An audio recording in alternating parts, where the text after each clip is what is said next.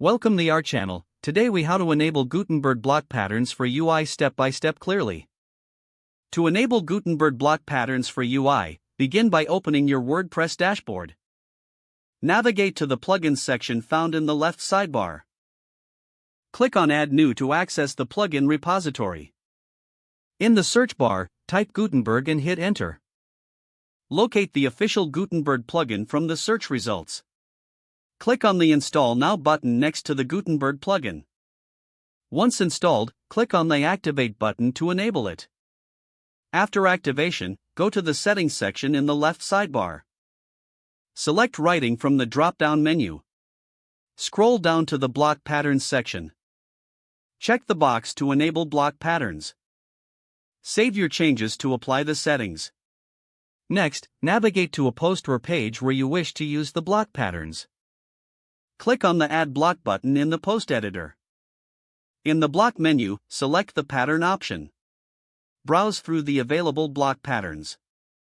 Click on the desired pattern to insert it into your content. Customize the inserted pattern to fit your design needs. Preview your changes by clicking the Preview button in the upper right corner. Finally, publish or update your post or page to save your changes.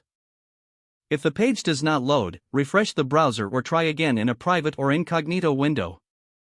Make sure you are using the correct email address, then retype it carefully to avoid small typos. If your password is not accepted, use the reset option and create a new strong password you can remember.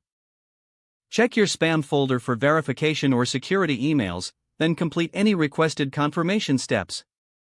Enable two-factor authentication if available to improve account security and reduce unauthorized access risk. After signing in, review your profile details so your contact information and settings are accurate and current. If you see an error message, note it down and try again after restarting your device and internet connection.